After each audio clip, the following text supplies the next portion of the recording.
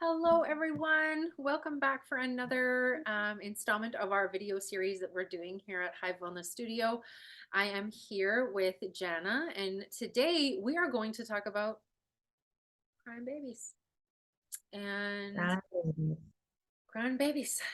And for those of you who don't know, I am Kayla Huzar. I am a registered social worker, perinatal mental health specialist, and I use expressive arts therapy as my main mode of intervention. And I see clients all the way from pregnancy to postpartum, normally actually through that all three stages. Um, and parenting can make you feel overwhelmed. The idea, like if you're pregnant right now and you're watching this, part of you might be like, la la la la la la la la la, please don't tell me all of the things. And the other part of you is like your thumbs are sore from so much Googling. Um, and it's really challenging to figure out all of the things that you need, like the physical stuff and the emotional changes that are going to be happening. And one thing that Jana and I hear pretty much across the board from all of our clients, pregnancy and postpartum, is this idea of like crying. Less, I think we think about it less in pregnancy. However, people with animals, I think about this more because they want to prepare their animals for the crying. I was one of those people. I played crying YouTube videos while my dog. I did. Fully Did admit you it. really? I did. Legit. I love it. I love it. Because I was supposed to climatize him. Did I Right? climatize myself? No. Yeah.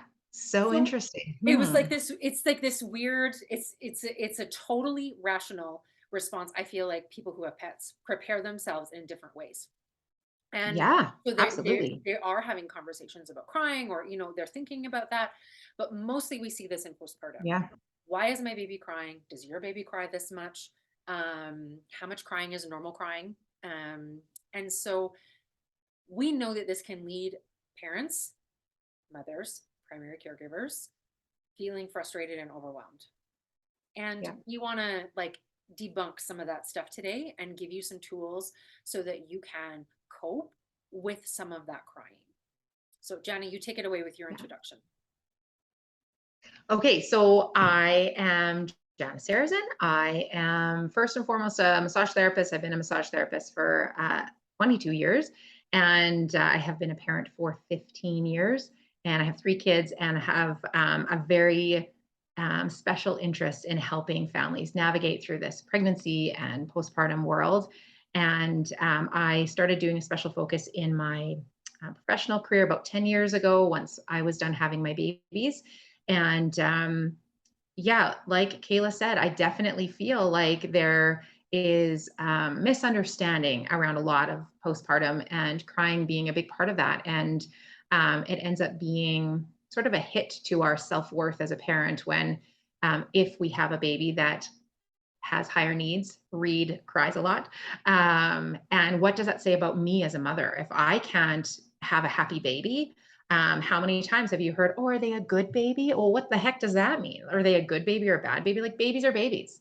And some babies, yeah, maybe some babies have higher needs, or some babies are really able to express themselves really well, and loudly and often. But that really has nothing to do with us, and starting to help families understand how to navigate that world. And that's what we're here to do today. We're going to help you guys understand just a little bit more, and I Mhm. can't wait. So, something that comes up for me with my clients a lot is this idea of I want to be able to respond to my baby in this like gentle, coming from attachment parenting place. But it's so challenging to actually get there.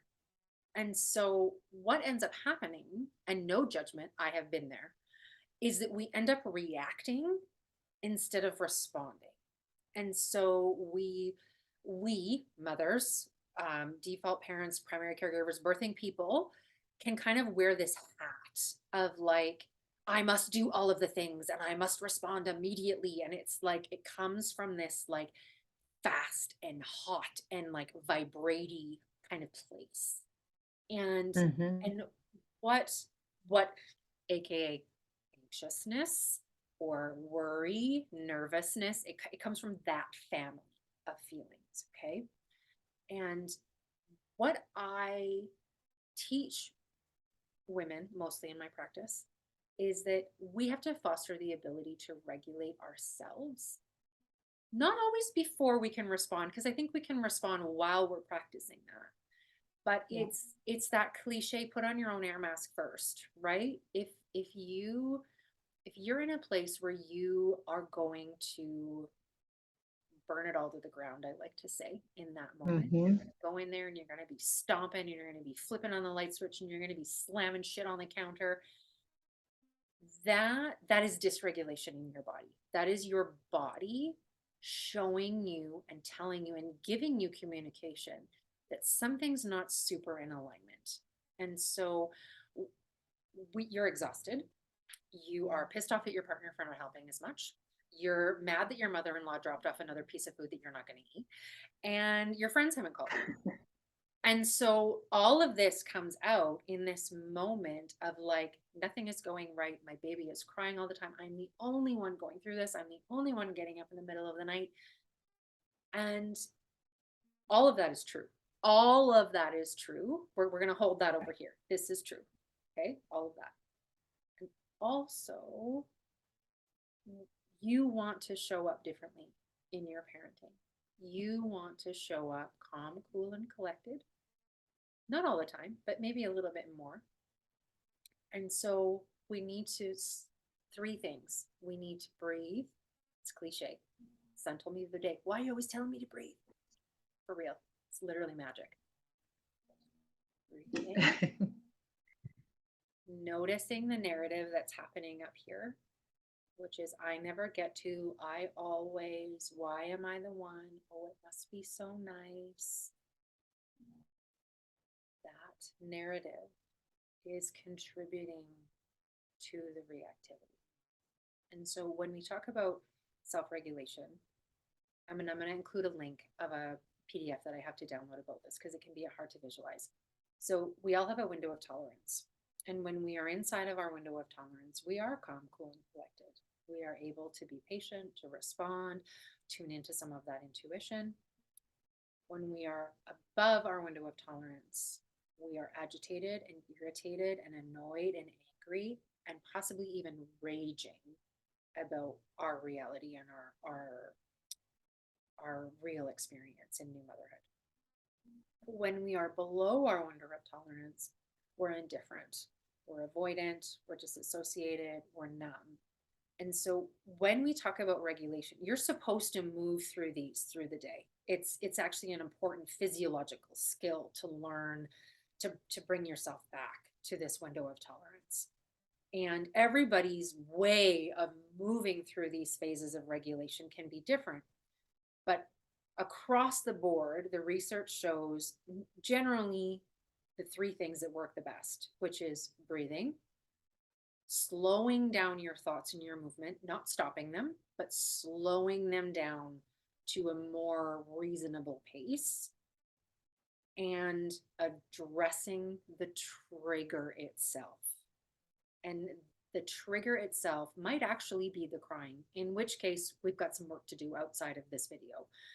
But in other cases, it is the fact that your friend hasn't called, that you're pissed off at your husband, and your mother-in-law dropped off another piece of food that you're not going to eat. That's not helpful. And why can't anybody just show up and help you? It is those things are the real things that help stay in that window of tolerance. And I have a client story that might add some context to this. So she came to me, and the exhaustion was starting to impact her day. She was starting to see some real deficiencies in her ability to get through the day. And after a series of sessions, what we figured out was that she was actually staying up way too late to try to get that me time in, and she could not function because of how little sleep she was already getting. And then the impact of staying up late trying to get this shred of independence and alone time was actually impacting her ability to get through the day, which created this whole cycle of I have to have this 2 or 3 hours of mindlessness in the evening to get myself to bed, to get myself through the day. But then this like 3 hour situation was actually contributing to the exhaustion, contributing to her irritability with her partner, and her lack of compassion for her baby just crying. These are her words, not mine. And what we figured out is that she needed to integrate more of that regulation and more of that um, me time throughout the day, which meant letting some things go. Like the dishes don't need to be done the second they're dirty, and like just a few other things that I won't get into now. But what was happening is that she thought something was helping and it was actually contributing to her stress and her ability to get through the day, her ability to be present and bond with her baby. And and it's Right. really just that simple switch made such the difference. Um, she started to have different times of day where she would do things for herself. Right. Yeah. I think I liked what you said in terms of like it is a bit of a switch, right? And I think that mindset in general and expectations of what new parenting is going to look like, how much time are we actually going to have for ourselves? And sometimes when we can be rigid in our thoughts, like I have to have those 3 hours to myself or my whole day has gone to shit. And I remember feeling that way as a new mom and like how difficult it was to shift that mindset and shift those expectations in parenting in general. We still do it. Our children are teenagers. We still constantly, my partner and I will remind each other travel is a big one for us. We love to travel and shifting that mindset of like, okay, they're probably going to fight. It's not going to be magic in Magic Kingdom. There's going to be moments where we're like overtired, overstimulated, la la la. We just have to remember those things. So it starts in this newborn stage. It starts all the way in the beginning and being able to remind ourselves that when our kids are having a hard time, so we're talking about newborns today, when our newborns are having a tough time, that means probably a whole lot more crying than what we thought was even possible, but maybe more crying on a particular day or week or month than they have been having. We tend to internalize that. And it's a story that I hear a lot from the moms that I'm supporting of like, what am I doing wrong? Nothing. You're not doing anything wrong. This is how babies are. Sometimes their needs aren't being met, not because you're doing something wrong, but because they have more needs right now. And they haven't quite figured out how to communicate that to you. And we haven't quite figured out exactly what it is that their needs are. We'll get there eventually. But being able to shift this in terms of um, it is not your fault, nor is it something that you're doing wrong. Don't take it personally in parenting in general. And being able to say, okay, we're having a tough day today, babe. And maybe I'm feeling like I'm having a tough day too, and they're bouncing off of me a little bit. But the best thing that I can do is going back to that number one piece of regulating ourselves. It's not personal. I'm going to do my best to regulate myself. And then I will be able to come to my baby with a more balanced approach of like, okay, maybe it's something outside the box. Maybe it's something I hadn't thought of. Maybe they're teething. They're only 2 months old. Could they be teething already? Maybe. You know, things like that, where it actually literally has nothing to do with me. My only job is to stay calm and approach it from a place of responsiveness and not reactivity of like, I don't know what you want from me. That is that sort of activated thing that Kayla was talking about, being able to be calm and say, okay, it's not about me. This is about them. I'm going to do my deep breathing. I'm going to do the exercises that I've been practicing that I know. And then I'm going to be able to come to the baby and really tune in. Okay, what could be going on here? What maybe is out of sorts? What is something that we could try that we haven't tried yet? The shift of a mindset maybe sounds like too simplistic, but it's oftentimes those simple tools that work the best. It isn't the magic chair or the magic whatever $1,000 swing that is the latest thing on there. It really is a simple like tuning in. And I say simple, we'll put air quotes on that because we know it's not simple. It takes time. And it takes more time and more time and more time. You're not gonna like hit that finish line and like, I got it all figured out. And I never have to practice it again. It is daily, every day. And I'm, 15 years into parenting. I still need to remind myself daily, take a breath, don't respond until you're ready. okay, bud, what's going on? Where are we at today? Um, it's going to be the same with your newborns. It's just they're not going to use words to communicate. They're going to use their cries. And that's really all crying is. It's a piece, it is their way to communicate what their needs actually are. Um, yeah, Yep. Can we talk about colic for a minute? Because I think there's a difference between newborn crying and colic crying. And I don't want those moms to yes, feel left out of this conversation. absolutely agree. Okay, so colic is, ooh, it's one of those words that just gets me. It is like a nondescript general blanket that is just placed on babies that cry a lot. Um, the literal definition is undetermined crying. Helpful. Actually isn't like a medical condition that is diagnosed, although it is often treated in that way. So when we're dealing with newborn babies that they haven't figured out their best way to communicate, and we certainly haven't figured out our best way to respond, or we don't understand what it is they're crying. It takes time. They're new. We're new.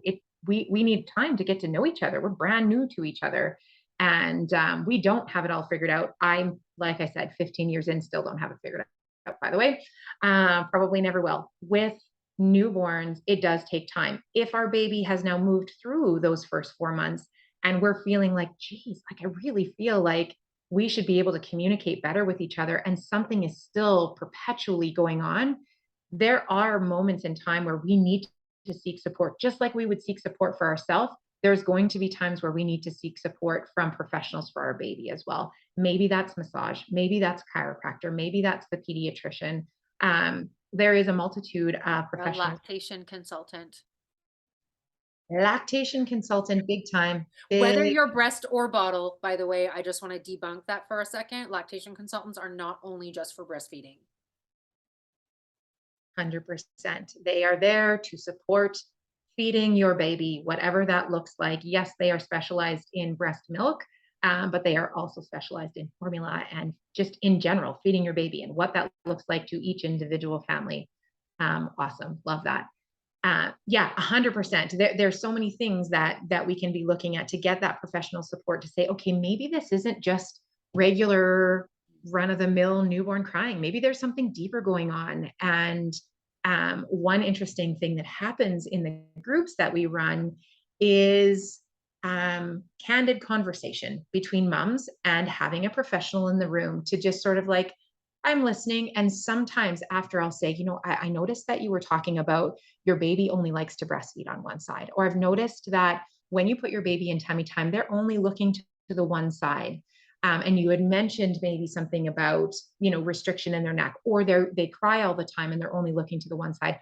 We know what to look for. As professionals, we are trained to look at some of those red flags. And I might not be the one to fix it for you, but I can tell you that so and so, as this professional, Kim Smith or whoever, is going to be the right professional that's going to be able to help you with your journey. And here's why. And that might be something that you, as a new parent or a parent in general, that isn't a birth and postpartum specialist, you're not going to know that. Why would you know that? That's not what you do.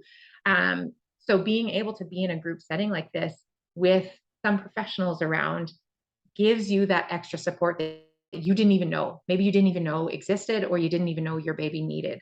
So yeah, there is a big difference between that sort of undetermined crying and just your run of the mill, I'm tired, I'm hungry, I'm cold, kinds of cries, for sure. Absolutely. Yeah, for sure. And Kim and I had a conversation about this one time also about how when we're able to journey with a family over years or subsequent pregnancies, we get the update on the older children. And sometimes, not always, what ends up happening is that those babies that cried a lot are highly sensitive or neurodiverse, or they have things, quirks, and really amazing traits about them, but that they are loud communicators even now when they're 5, 6, or 7, or 10, or 12, or 14. And we can walk that back to those baby stages where they were communicating in the natural way for their own temperament, Yeah, absolutely agree. Absolutely agree. which And is I love why so much support in the beginning of parenthood. One of our core beliefs is that we shouldn't do parenting alone. And based on capitalist society and all of the other things that I don't have time to get into right now, we have been led to believe that we can and we should do it alone. And we're not supposed to. Like, we're literally, biologically, historically not meant to do parenting alone. We were meant to do it, whatever community that looks like, whether that's actually like a small town or surrounded by family or friends or like a curated community.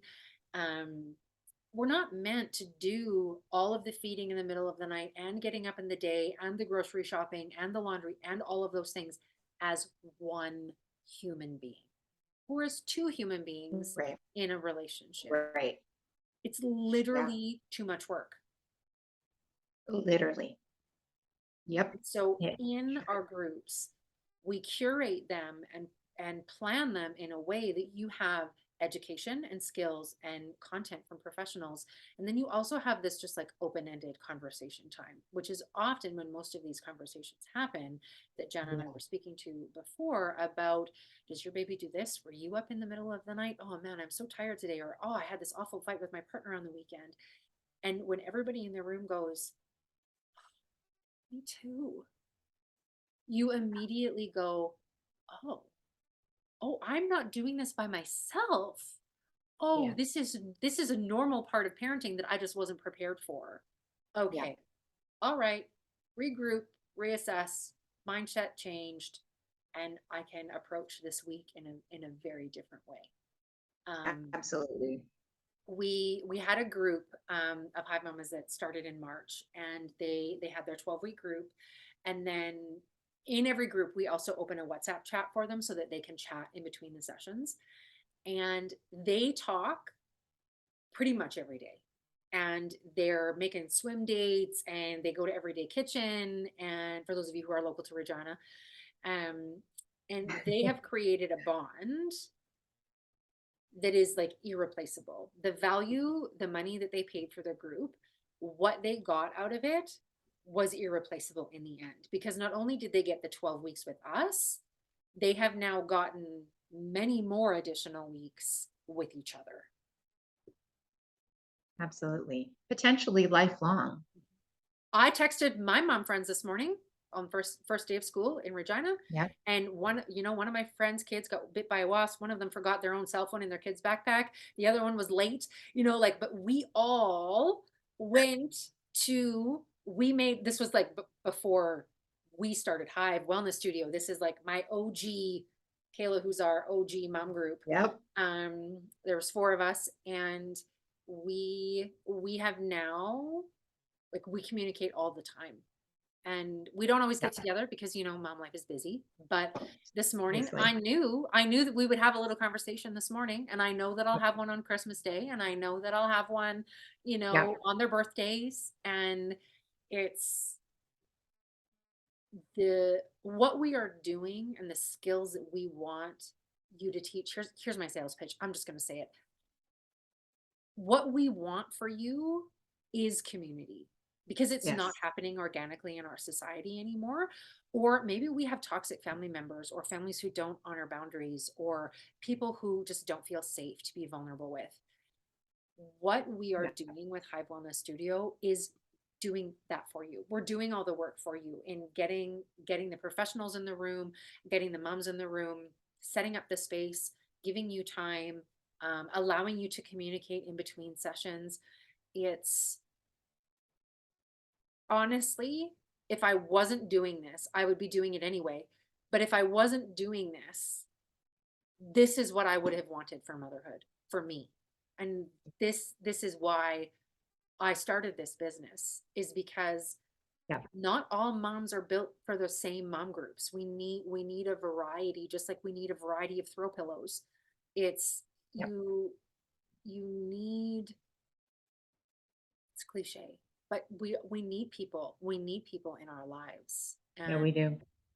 what Jana and I know from experiencing this, not only personally but professionally, is that we see a huge increase in personal and interpersonal connectivity within these moms in their lives. And we also see a boost in mood for everybody involved. Yeah, absolutely agree. And isn't that lovely, the trickle effect down to your baby, to your partner, to your life in general? Um, yeah, like you said, it is irreplaceable what you can get from that. I moved to Regina with a 6-week-old. I knew nobody, literally nobody. And I was like, me being the person that I am, there is no way I'm doing this by myself. I know that I can't do it on my own. I'm just going to make my own group. Found people here, there, and everywhere, created a little group. We did play dates all the time. I was a stay-at-home mom for a number of years in my early parenting years, and those people are my best friends still. We still make time for each other. We still send first day of school pictures of our giant teenagers and their hormones. And I don't know how I would have done it without them. I don't want to know. I wouldn't do it now without them. It's the best. So yeah. So get to a mom group today. If not ours, somebody's. Because Somebody's join a group. join a group anywhere, anyhow you need to get there. It's hard, and the first week is often the hardest, depending on your Yeah. recovery and the healing and the age that you're going to moms groups at. Um, but it is so worth it, so worth Yeah. it. So Join ours. We'd love to have you. we're great. We're friendly. Yeah, look at us. All right, we're gonna wrap this up on coping with crying babies. So we're just going to review self-regulation. It's not personal. And crying is simply communication. It might not be communication you want to hear, just like communication you might not want to hear from your partner or your mother-in-law, but it is communication nonetheless. Yeah, And if you have any questions, just message us. We're always here. we sure are.